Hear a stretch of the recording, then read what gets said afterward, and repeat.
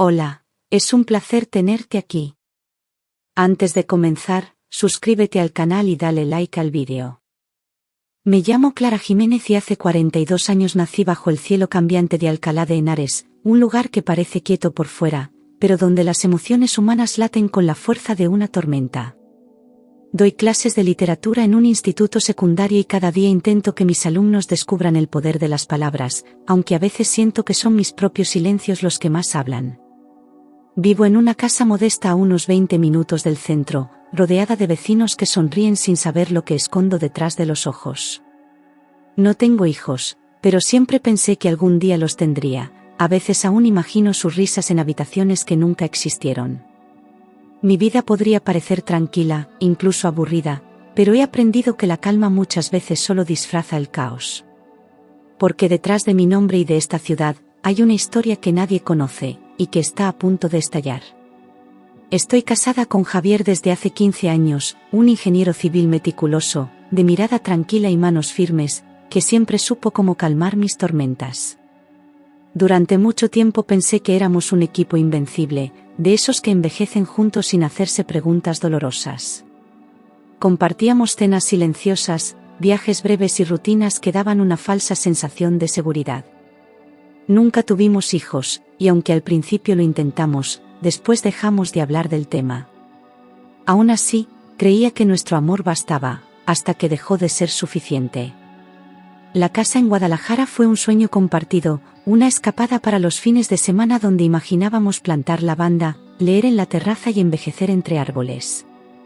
Estaba cerca de un río ancho, de corriente fuerte, que parecía arrastrar con él los pensamientos más profundos.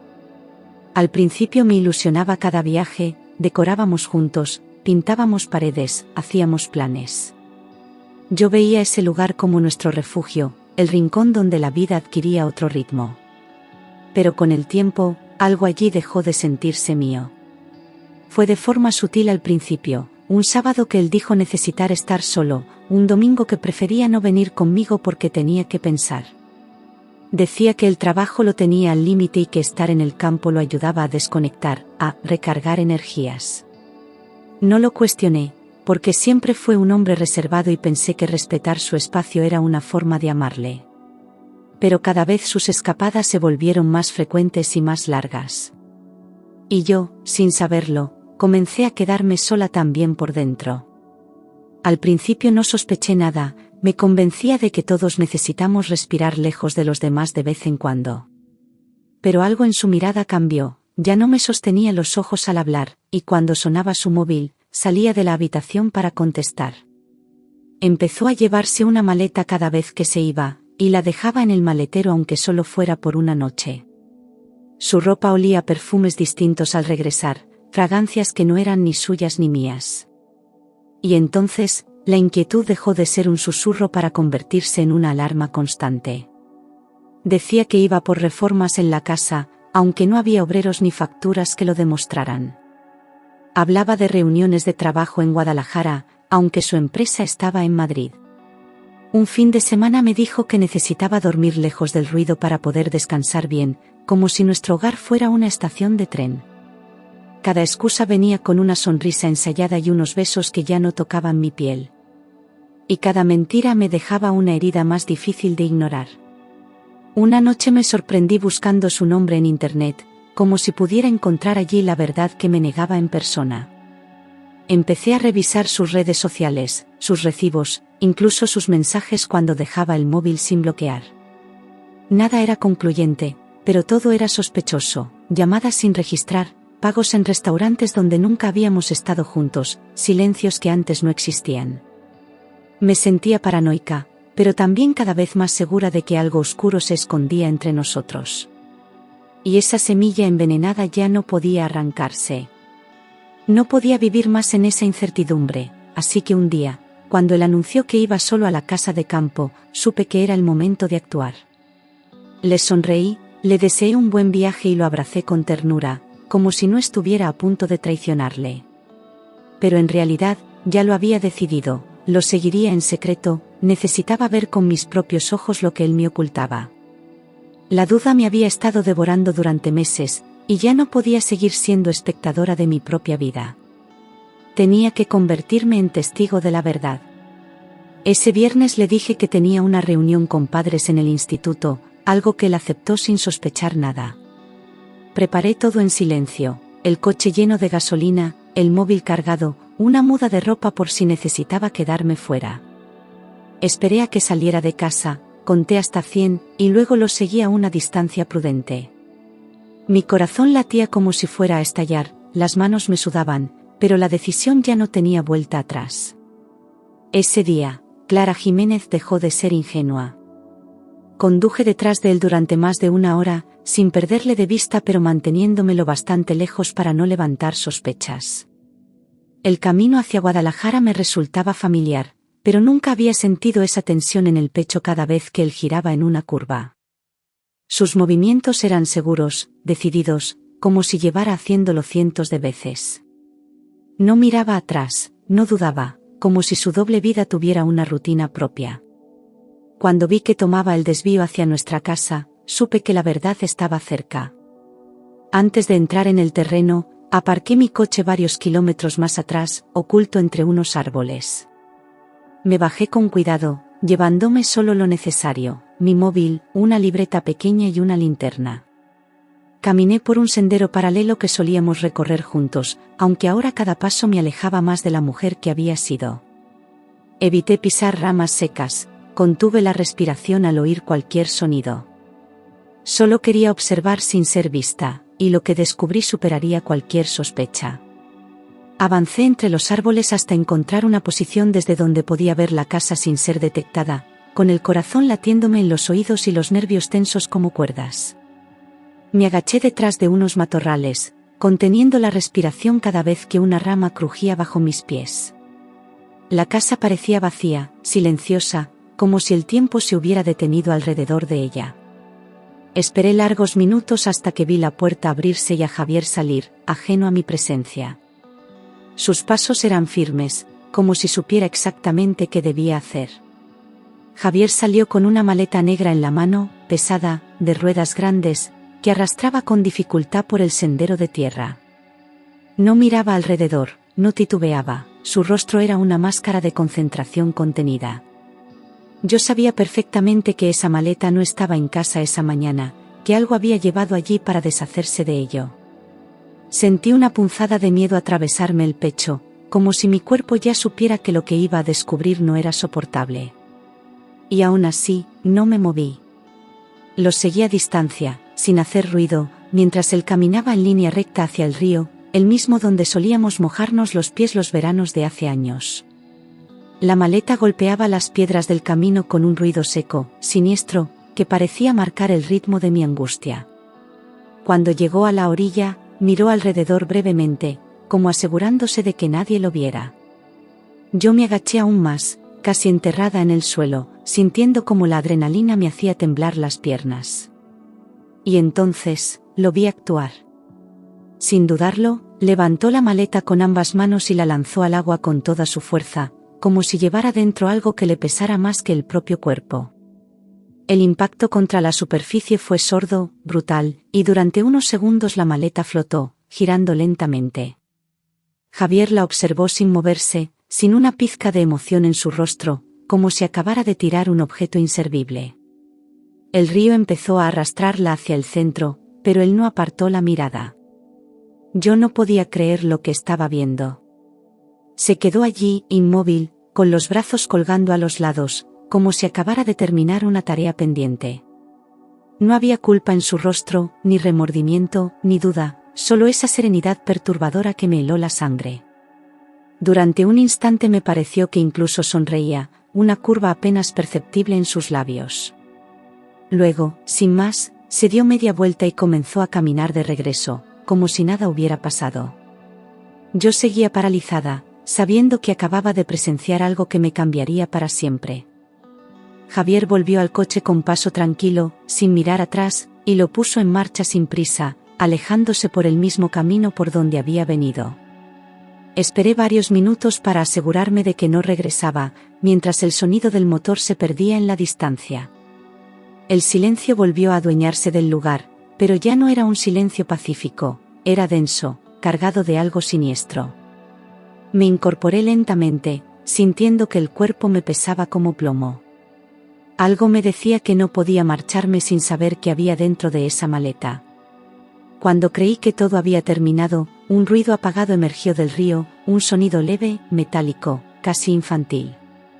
Me acerqué con cautela y vi que la maleta, en lugar de hundirse por completo, se había quedado flotando cerca de unas rocas, atrapada por la corriente. El sonido venía de su interior, como un eco distante de algo que no debía estar allí. Era como una canción suave, repetitiva, que se filtraba por las cremalleras húmedas. Y ese pequeño detalle fue suficiente para romper mi parálisis. Me quité los zapatos sin pensar, sentí el barro frío entre los dedos y me lancé al agua sin medir el peligro. El río estaba helado, cortaba la piel como cuchillas invisibles, pero yo solo pensaba en alcanzar esa maleta. Cada brazada me costaba más, el peso de la ropa mojada me arrastraba hacia abajo, pero la determinación era más fuerte. Cuando por fin llegué hasta ella, la sujeté con todas mis fuerzas y giré el cuerpo para nadar de vuelta. Solo tenía una meta, abrirla. La corriente me empujaba hacia el centro del río, pero yo clavé los pies en el lecho fangoso y tiré con toda la rabia contenida. La maleta era más pesada de lo que imaginaba, como si guardara años de mentiras y secretos. Mis músculos ardían, el frío me nublaba la vista, pero no solté ni un segundo. Cada paso hacia la orilla era una victoria contra el miedo, una afirmación de que no me rendiría. Y cuando por fin sentí tierra firme bajo mí, supe que había cruzado un umbral sin retorno. Caí de rodillas en la orilla con la maleta a mi lado, jadeando, empapada, temblando de pies a cabeza. El ruido metálico seguía sonando débilmente desde dentro, como una cuenta regresiva hacia una verdad inevitable. Mis manos estaban tan frías que apenas podía mover los dedos, pero aún así busqué la cremallera. El tejido estaba empapado, pegajoso, pero comencé a tirar de ella con desesperación. Porque ya no se trataba solo de descubrir una mentira, era una cuestión de sobrevivir a ella. Con las manos empapadas y el pulso descontrolado, tiré de la cremallera con toda la fuerza que tenía, rompiendo el tejido húmedo que se resistía a abrirse. El interior de la maleta estaba en penumbra, pero un olor dulce y antiguo me golpeó al instante, un aroma que no reconocí, y sin embargo, me removió algo muy profundo. Metí las manos dentro temblando, sintiendo telas suaves, objetos pequeños, algo que no encajaba con nada de lo que imaginaba. Mi respiración se volvió errática al notar una tela de felpa húmeda entre los dedos. Y entonces, lo vi. Dentro de la maleta había ropa de bebé cuidadosamente doblada, mantitas celestes con bordados en los bordes y una pequeña chupeta azul aún con restos de saliva seca. Todo estaba limpio, casi nuevo, como si acabara de ser preparado para un recién nacido. Mis ojos no podían apartarse de esas prendas diminutas, de los colores suaves, del olor extraño que aún conservaban. Un escalofrío me recorrió la espalda, aquello no tenía ningún sentido. Y sin embargo, lo peor aún no había aparecido. Debajo de las mantas, encontré una caja de música infantil en forma de luna, de esas que se dan cuerda y suenan durante minutos con una melodía hipnótica. Era de plástico blanco con detalles dorados, y seguía funcionando, soltando una canción suave que parecía burlarse del silencio absoluto a mi alrededor. La canción se repetía una y otra vez como si intentara esconder algo más profundo bajo su dulzura. Sentí las lágrimas subir sin permiso, porque aquello ya no era solo extraño, era profundamente perturbador. Nada justificaba lo que Javier había hecho. Entre las ropas, cuidadosamente protegido dentro de una bolsa plástica, había un sobre blanco con un sello oficial en la esquina. Lo abrí con dedos torpes y saqué un documento doblado. Al desplegarlo, leí de inmediato las palabras «Certificado de nacimiento» en letras grandes. En el centro, subrayado con tinta negra, estaba el nombre del padre, Javier Alonso Vega, mi marido. Mi vista se nubló, y por un segundo sentí que el suelo bajo mis pies volvía a convertirse en agua. No era solo una traición, era una vida que él había querido enterrar. Volví a leer el documento 1, 2, 3 veces, como si con cada lectura la verdad pudiera cambiar, como si en algún punto se revelara que todo era un error. Pero no, el nombre estaba ahí, claro, innegable, y también el de la madre, Laura Gálvez Morales, de 31 años. La fecha de nacimiento del niño era reciente, apenas unos meses atrás. Mi mundo se quebró en silencio mientras sostenía esa hoja como si fuera un arma. El Javier que yo conocía había muerto en ese instante. Me senté en la orilla sin pensar, con los pies aún dentro del río, el cuerpo congelado, los labios morados, la mente completamente en blanco. No podía llorar, no podía gritar, ni siquiera podía odiarle aún. Solo estaba vacía, como si cada pensamiento hubiera sido arrancado de golpe, dejándome solo con el eco de esa melodía infantil resonando en la cabeza. Miré las ropas del bebé, la chupeta, el documento, y no sentí nada. Solo un frío que ya no venía del agua. Minutos después, los pensamientos empezaron a golpearme como olas furiosas. ¿Quién era esa mujer? ¿Desde cuándo lo sabía? ¿Dónde estaba ese niño ahora? ¿Por qué había querido deshacerse de todo? Me abracé a mí misma, sintiéndome ridícula por haber confiado tanto, por no haber sospechado antes. Todo el amor, los años compartidos, las promesas, las noches de silencio, ¿habían sido reales o parte de una mentira bien construida? Lo único que sabía con certeza era que necesitaba respuestas. Ya. Guardé el certificado en mi bolso, escondí la maleta entre los arbustos y volví caminando hasta mi coche con los pies embarrados y la cabeza a punto de estallar. Al llegar a casa, me cambié sin recordar cómo, y me senté frente al ordenador con el nombre de la madre grabado a fuego en mi mente. Busqué Laura Gálvez Morales en cada red social que conocía, filtré por ubicación, por edad, por fotos. Mi corazón se aceleró cuando, finalmente, una cara apareció en la pantalla. Había encontrado a la mujer. El perfil estaba semiabierto, con pocas publicaciones visibles, pero suficientes para confirmar que era ella. Vivía en Madrid, trabajaba en una empresa de construcción, y tenía fotos en las que aparecía embarazada meses atrás. No había rastro del bebé en sus últimas publicaciones, ni menciones recientes a Javier, pero algo en sus ojos, en su sonrisa tensa, me confirmó que no era ajena a mi historia. Seguí bajando, buscando entre los comentarios, las reacciones, las personas etiquetadas. Y cada nuevo dato que encontraba, me hacía sentir más cerca, y más cerca del abismo. En una de las fotos antiguas aparecía Javier, con gafas de sol y camiseta blanca, sujetando una copa durante una comida al aire libre. No estaban abrazados, pero él la miraba como nunca me había mirado a mí. Sentí una punzada de rabia helada, un nudo subiéndome por la garganta mientras ampliaba la imagen con los dedos. Los comentarios eran vagos, bromas entre compañeros, felicitaciones por el embarazo, nada explícito. Pero no hacía falta más. Ya no tenía dudas. Aquella era la otra vida de Javier, y yo iba a enfrentarla. Con el corazón acelerado y la garganta seca, escribí un mensaje privado corto, directo, casi brutal: necesito hablar contigo. Es urgente. Es sobre Javier. Dudé unos segundos antes de enviarlo, preguntándome si ella respondería, si reconocería mi nombre, si estaba esperando que esto ocurriera algún día. Lo envié. Y me quedé frente a la pantalla durante horas, esperando una respuesta que no llegaba, repasando cada palabra, cada punto, como si de ello dependiera el resto de mi vida. No podía dormir hasta tenerla frente a mí. Al día siguiente, justo antes del amanecer, su respuesta llegó: lo siento, ¿quién eres?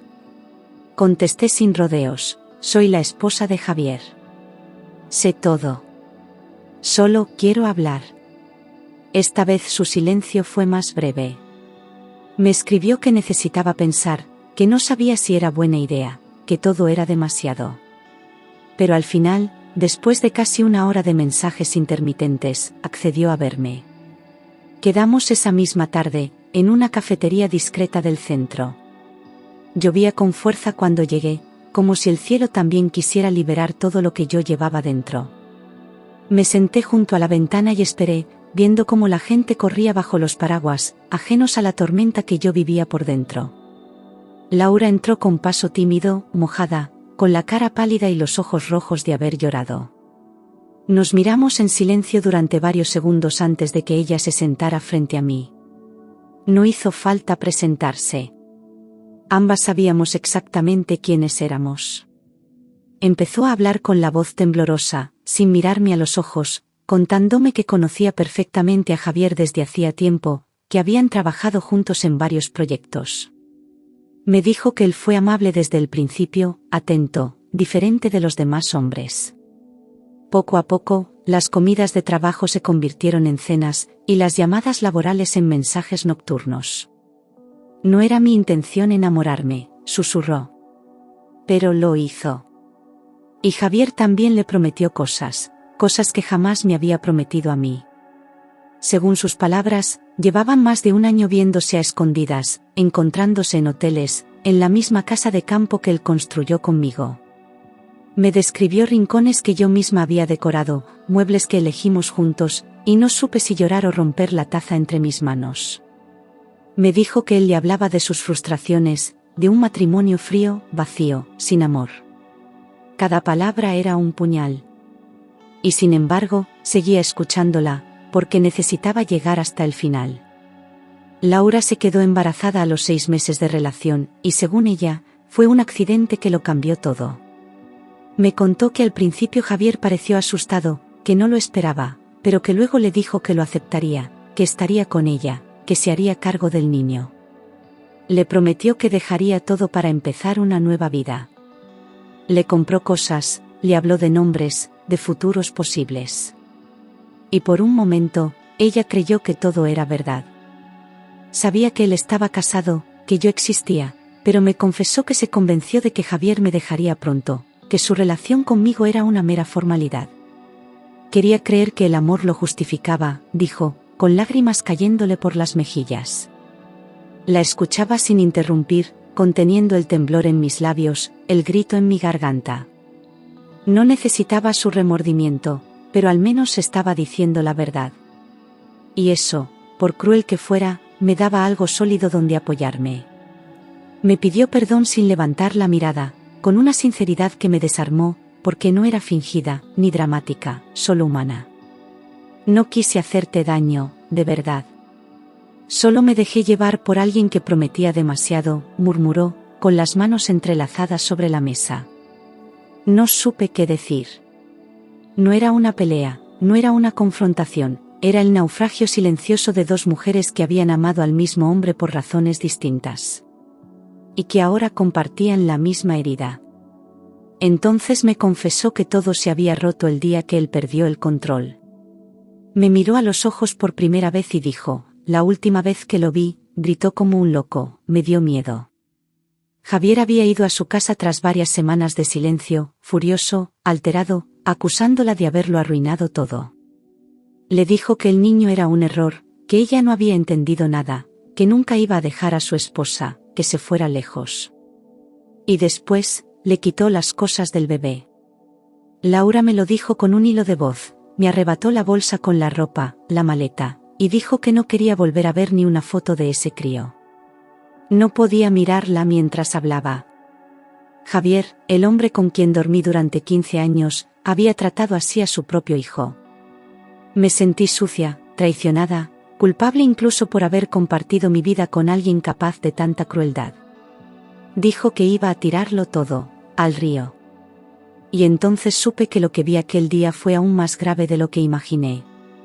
Laura no sabía qué había hecho con las cosas hasta que le conté que yo lo vi tirarlas al río, con mis propios ojos, sin remordimiento alguno. Se tapó la boca con ambas manos y rompió a llorar en silencio, como si ese gesto confirmara la muerte simbólica de todo lo que había sentido por él.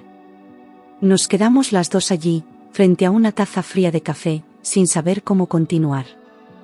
Había una maleta, un bebé, una traición, y un hombre que intentó borrar todo. Pero la verdad siempre flota, como esa maldita maleta en el agua. Al salir de la cafetería, la lluvia seguía cayendo, pero ya no sentía frío, sentía furia. En el trayecto de vuelta, repasé cada palabra, cada mentira, cada gesto que antes me pareció inocente. Javier me había engañado, sí, pero lo que hizo después fue monstruoso, imperdonable.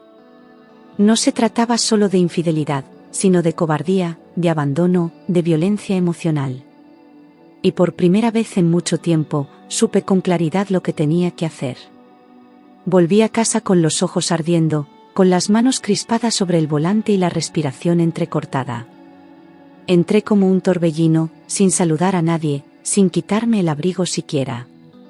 Me encerré en el baño y me miré al espejo. La mujer que vi allí ya no era la misma. No era la esposa tranquila, paciente, que esperaba explicaciones. Era alguien dispuesta a romper el silencio. Porque Javier iba a enfrentarme, y no iba a tener por dónde escapar. Esa noche, esperé a que Javier regresara como si todo estuviera en calma, la casa en orden, la cena servida. Cuando entró, me besó la mejilla como siempre, sin notar el temblor en mi cuerpo. Le pregunté cómo había ido el día, le serví vino, y después, cuando ya no esperaba nada, puse la partida de nacimiento sobre la mesa. ¿Quieres explicarme esto?, dije con voz firme. Su cara cambió en un segundo, palideció como si acabara de ver un cadáver. No sé de qué estás hablando, balbuceó, tomando el papel con dedos torpes, fingiendo sorpresa, como si leer su propio nombre en un documento oficial fuera algo nuevo. Me soltó frases vagas, intentó reír, incluso insinuó que debía ser una equivocación o una broma de mal gusto. Pero sus ojos temblaban. Y cada palabra que decía lo hundía más en su propia mentira. Ya no estaba actuando ante una esposa ingenua. Estaba frente a una mujer despierta. Le mostré entonces las fotos, los mensajes que Laura me había reenviado, las capturas de pantalla con sus palabras, las fechas, los lugares. ¿También vas a decir que esto es falso?, pregunté, y por fin vi cómo se rompía esa fachada de seguridad que siempre lo protegió. Se sentó, se cubrió el rostro y no dijo nada durante un largo minuto. Yo no lo presioné. Solo quería verlo enfrentarse a sí mismo, sin disfraces. Porque ya no me servían sus excusas. Cuando levantó la cabeza, sus ojos estaban llenos de lágrimas, pero no de dolor, sino de derrota. Sí, es mío. Todo es verdad. Laura, el niño, todo, dijo en voz baja, sin rodeos. Me contó que al principio pensó que podría manejarlo, que nunca dejaría que una cosa afectara a la otra. Pero la situación lo desbordó, el bebé le generó miedo, culpa, rabia. No supe qué hacer, murmuró. Pero ya era demasiado tarde para lamentos. Me pidió perdón una y otra vez, con las manos juntas como si rezara, jurando que me amaba, que había cometido el peor error de su vida. Me prometió que cambiaría, que asumiría la responsabilidad del niño, que reconstruiríamos todo desde cero. Pero yo ya no era la misma mujer que se callaba ante sus ausencias. Lo miré en silencio, sintiendo solo vacío. Porque no se puede reconstruir sobre ruinas quemadas. Me levanté despacio, recogí mis llaves y le dije sin titubear, nuestro matrimonio ha terminado, Javier. No gritamos, no discutimos, no hicimos drama. Fue una sentencia fría, definitiva, pronunciada con la dignidad de quien ya no necesita justificar su dolor. Él intentó detenerme, pero su mano no llegó a tocarme. Cerré la puerta tras de mí, y con ella, cerré también una vida de mentiras. En las semanas siguientes, inicié el proceso legal con calma, sin rabia, sin escándalos, solo con la certeza de que merecía algo mejor. Javier intentó alargar los trámites, convencerme de hablar, de reconsiderar, pero ya no quedaba nada que discutir. No asistió a la última audiencia, como un cobarde que huye de sus propias consecuencias. Firmé los papeles sin temblar. Y al salir del juzgado, respiré por primera vez como una mujer libre. Después del divorcio, empaqué mi vida en pocas cajas y me mudé a otra ciudad sin mirar atrás, dejando la casa, los recuerdos y cada sombra de lo que alguna vez fui. Alquilé un pequeño piso cerca del centro, donde no conocía a nadie y nadie me conocía a mí, y eso era precisamente lo que necesitaba. Dormía poco, hablaba lo justo, y cada día me reconstruía en silencio, ladrillo a ladrillo. No había rencor, solo una profunda determinación de volver a empezar. A veces el dolor es el único impulso verdadero hacia la libertad. Conseguí trabajo en una academia de idiomas, al principio como sustituta, luego como fija, y poco a poco fui ganando confianza, respeto y un nuevo espacio en el mundo. Las mañanas eran largas, las tardes aún más, pero ocupaban mi mente, me alejaban del pasado. Redecoré mi nuevo hogar con plantas, libros y música, sin dejar huecos vacíos para nadie más. Empecé a caminar por las tardes, a mirar los escaparates, a reírme sola de cosas pequeñas. Cada día dolía menos. Cada día pesaba menos. Laura, por su parte, desapareció de redes sociales durante un tiempo y supe que había tenido que marcharse del trabajo donde ambos coincidían. Me escribió un mensaje corto meses después, contándome que estaba viviendo en un piso compartido, con el niño, haciendo lo que podía.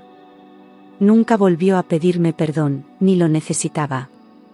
Entre nosotras quedó un silencio respetuoso, casi solidario, como el que se forma entre dos supervivientes del mismo incendio. Ambas estábamos vivas, pero marcadas para siempre. Javier nunca reclamó derechos sobre el niño, ni mostró intención alguna de conocerlo o sostenerlo emocionalmente. Según Laura, apenas respondió a sus mensajes, y cuando lo hizo, fue solo para decir que no se sentía preparado para ser padre.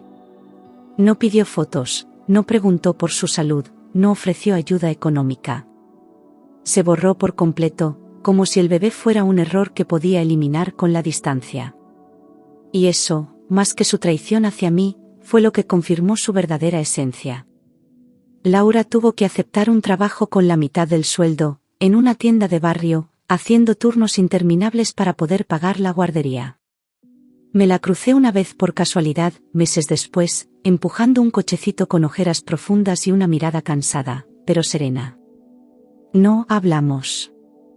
Nos saludamos con un gesto leve, suficiente. Entendí que cada una había tomado su camino, pero compartíamos una herida abierta. Ella había sido engañada. Yo también. Pero ninguna de las dos se dejó destruir. Supe por conocidos que Javier había sido despedido por mala conducta en su empresa, que ya nadie quería trabajar con él, que sus días de prestigio habían quedado atrás. Algunos dijeron que bebía más de la cuenta, que se había vuelto huraño, que vivía solo y sin rumbo. No sentí placer al escucharlo, solo una tristeza amarga, como cuando ves caer a alguien que ya no reconoces. Él se había destruido solo, con cada decisión, con cada mentira. No necesitaba mi castigo, ya tenía el suyo. Laura, después de insistir sin respuesta, tuvo que denunciarlo por impago de manutención, algo que jamás pensó que tendría que hacer. Fue un proceso lento, doloroso, lleno de trabas, pero al final la justicia le dio la razón. Javier ignoró las citaciones, no asistió a las audiencias, ni siquiera envió un abogado. Creyó que podría desaparecer también del sistema. Pero la verdad, como siempre, terminó por alcanzarle. Meses después, alguien me envió una noticia breve. Javier había sido detenido por impago reiterado de pensión alimenticia. Lo arrestaron una mañana, en su piso, sin resistencia, sin espectáculo. La imagen de su rostro esposado me sorprendió menos de lo que imaginaba. No sentí venganza, ni alivio, ni victoria. Solo confirmé lo que ya sabía: el hombre que amé se había perdido hace mucho. Con el tiempo, dejé de pensar en Javier como alguien que fue parte de mi historia y empecé a verlo como un capítulo que terminó. No lo mencionaba, no lo recordaba, no soñaba con él. Estaba lejos, emocionalmente muerto para mí, enterrado en un pasado del que solo aprendí a protegerme. Aprendí a elegir mejor, a leer las señales, a escuchar mis propias sospechas. Y sobre todo, aprendí a no dudar de mi intuición nunca más. Pasaron 10 años desde aquella noche en la que todo estalló, 10 años en los que elegí la soledad antes que otra mentira disfrazada de amor. Hubo hombres, sí, pero ninguno cruzó más allá de la superficie, porque yo no lo permití. Me volví más fuerte, más reservada, más mía. No necesitaba que nadie completara mi vida, yo la había reconstruido con mis propias manos. Y en ese silencio elegido, aprendí a respirar sin miedo. Una mañana cualquiera, en una librería de segunda mano, tropecé, literalmente, con un hombre que buscaba el mismo libro que yo. Su nombre era Alejandro, viudo desde hacía años, con una voz serena y unos ojos que no necesitaban adornos para transmitir calma. Nos reímos del accidente, hablamos de literatura, y al despedirnos, me sentí liviana por primera vez en mucho tiempo. No era una chispa ni una promesa, era paz. Y en ese momento, supe que algo había cambiado en mí. Con el tiempo, Alejandro se volvió una presencia constante, respetuosa, alguien que no invadía pero tampoco huía. No preguntaba por mi pasado, pero me escuchaba cuando decidía contarlo. Nunca me hizo sentir menos por haber amado mal antes. Me mostró que el amor no debía doler, ni desgastar, ni exigir máscaras. Y yo, que juré no abrir más mi corazón, terminé encontrando en él un refugio inesperado. Nos casamos en una ceremonia íntima, sin alardes, rodeados solo de quienes de verdad habían estado en nuestras vidas en los momentos oscuros. Vivíamos con sencillez, sin promesas eternas, pero con una presencia diaria que valía más que cualquier juramento. No había fantasmas en nuestra cama, ni secretos en los cajones. Solo dos personas maduras que se elegían cada día. Y por fin, sentí que la vida me sonreía con justicia. Hoy, cuando miro atrás, no siento odio por Javier ni tristeza por el tiempo perdido. Siento gratitud por haber sobrevivido, por no haberme convertido en lo que él fue, por haber encontrado fuerza en mi propio dolor. Todo lo que me rompió también me enseñó a reconstruirme. Y aunque la herida dejó cicatriz, ya no duele. Porque he aprendido que el verdadero final feliz no es olvidar, es sanar. Un día, mientras caminaba por el parque con Alejandro, vi a Laura sentada en un banco, leyendo mientras su hijo jugaba cerca. Nos miramos y sonreímos con una complicidad silenciosa, sin rencor, sin pasado entre nosotras. El niño, alto, con la misma expresión seria de Javier, corrió hacia ella y la abrazó con fuerza. Me sorprendió una lágrima cayendo sin aviso. Era la vida mostrando que, pese a todo, habíamos seguido adelante. No le debía perdón a Javier, pero sí a mí misma, por los años que pasé negándome la verdad. Me senté una tarde frente al río donde todo empezó y dije en voz alta, te dejo ir. No fue un acto simbólico, fue una liberación real, una despedida del dolor. Y al levantarme, sentí que el aire era distinto. Había perdonado, no para él, sino para mí. Nunca fui madre, y durante años esa ausencia fue un eco doloroso en los rincones de mi casa. Pero con el tiempo, entendí que la maternidad también puede vivirse en forma de guía, de cuidado, de acompañamiento. Fui mentora de jóvenes, orientadora de alumnas perdidas, y en sus ojos encontré una ternura que no esperaba. La vida me dio otro tipo de hijos. Y eso también me completó. Escribí todo lo vivido en un cuaderno azul que guardo en mi mesilla, no para revivir el pasado, sino para recordar que sobreviví a él. Lo he compartido con mujeres que necesitan fuerza, que temen abrir los ojos, que dudan de sí mismas. Mi historia no es excepcional. Es la de muchas. Pero contada en voz alta, se convierte en un faro. Y eso me honra. Ahora vivo rodeada de libros, plantas y silencio. Alejandro cocina los domingos, yo leo en el jardín, y a veces viajamos sin rumbo fijo. No necesito grandes cosas. Solo esta tranquilidad profunda que me abraza cada noche y me despierta cada mañana sin sobresaltos. La paz no llegó de golpe, pero llegó. Y eso, después de tanto, es el verdadero milagro. Hoy no cierro una historia, cierro una versión de mí misma. Aquella que fue engañada, rota y silenciada. Porque he aprendido que el amor propio no se mendiga, se construye. Y aunque tardé años en entenderlo, ya no me importa el tiempo perdido. Lo importante es que ahora, por fin, soy yo quien escribe mi final.